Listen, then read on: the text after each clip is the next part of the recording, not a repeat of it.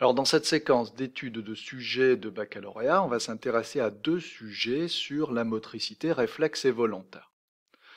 Dans le premier sujet concernant la thématique comportement, mouvement et système nerveux, on nous rappelle que le réflexe myotatique sert d'outil de diagnostic pour apprécier l'intégrité du système neuromusculaire.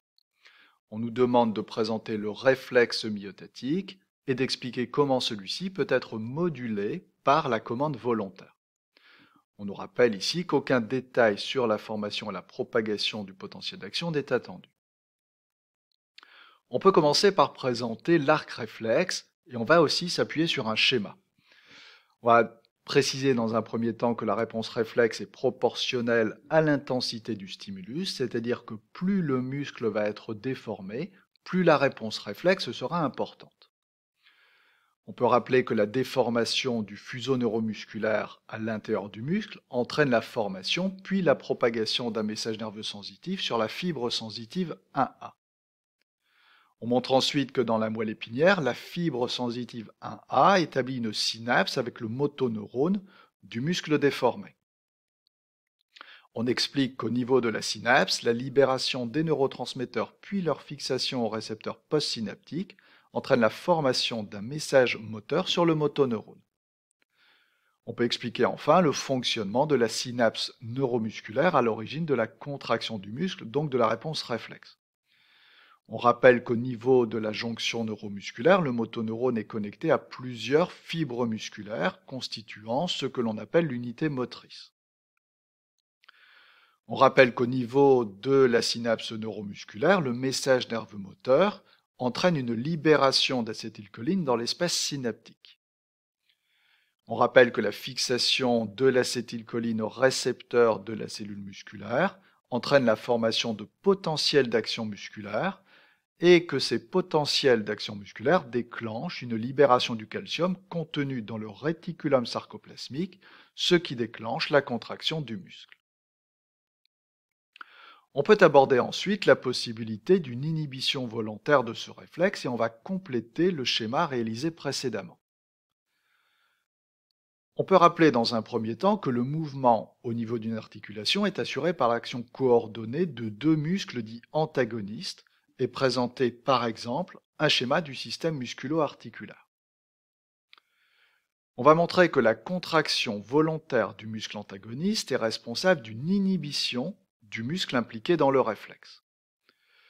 On rappelle que des neurones pyramidaux qui sont issus du cortex moteur sont reliés à la moelle épinière par le faisceau pyramidal ou corticospinal. On précise que ces neurones provenant du cortex véhiculent des messages nerveux jusqu'aux neurones situés dans la moelle épinière, c'est-à-dire qu'il va y avoir une stimulation du motoneurone du muscle antagoniste et dans le même temps la stimulation d'un interneurone inhibiteur qui lui est connecté au motoneurone impliqué dans l'arc réflexe.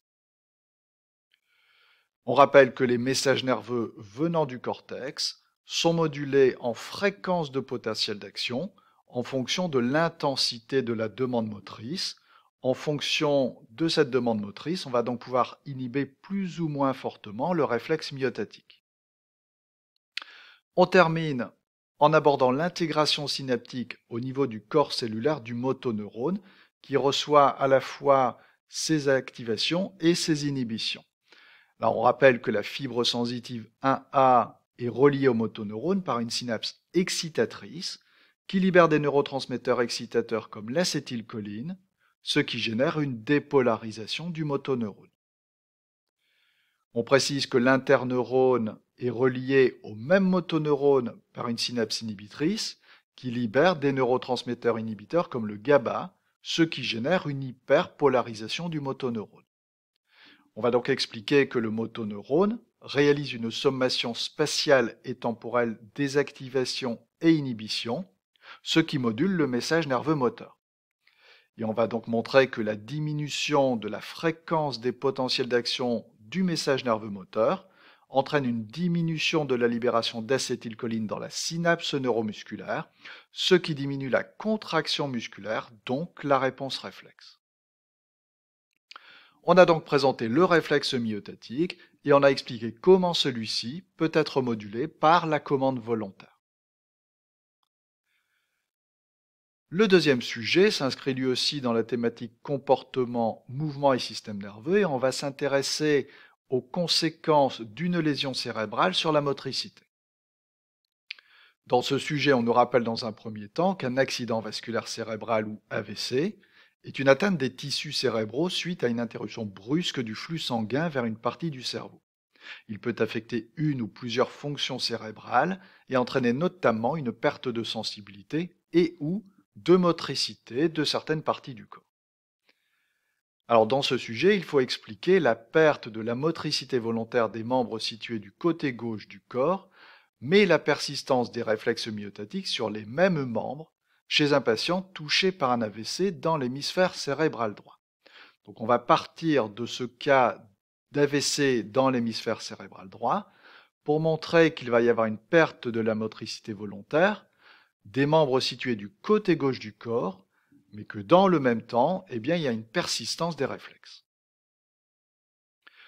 On peut présenter dans un premier temps une commande contralatérale des mouvements volontaires et s'appuyer sur un schéma.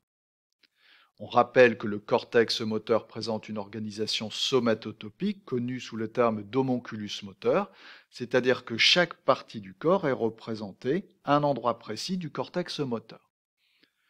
Des neurones pyramidaux issus du cortex moteur sont reliés à la moelle épinière et constituent le faisceau pyramidal ou corticospinal.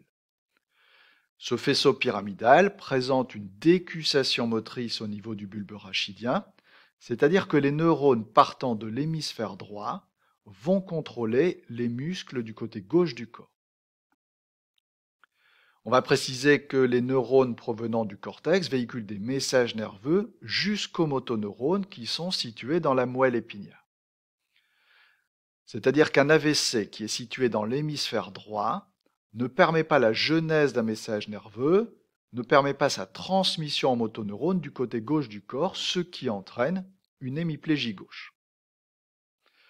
On va montrer que malgré cet AVC, un arc réflexe est préservé, c'est-à-dire qu'on va compléter le schéma initial. On va montrer que dans le cadre du réflexe, la déformation du muscle du côté gauche du corps entraîne la déformation de son fuseau neuromusculaire. Que la déformation du fuseau neuromusculaire entraîne la formation d'un message nerveux sensitif et sa propagation le long d'un neurone sensitif qui gagne la moelle épinière. Dans la moelle épinière, la fibre sensitive 1A établit une synapse avec le motoneurone du muscle déformé. Au niveau de cette synapse, la libération des neurotransmetteurs puis leur fixation au récepteur postsynaptique entraîne la formation d'un message nerveux moteur sur le motoneurone. On aborde pour terminer le message nerveux moteur et la synapse neuromusculaire et on peut réaliser un schéma de cette synapse neuromusculaire. On rappelle qu'au niveau de la jonction neuromusculaire, le motoneurone est connecté à plusieurs fibres musculaires constituant ce que l'on appelle l'unité motrice. On précise qu'au niveau de la synapse neuromusculaire, le message nerveux moteur entraîne une libération d'acétylcholine dans l'espace synaptique.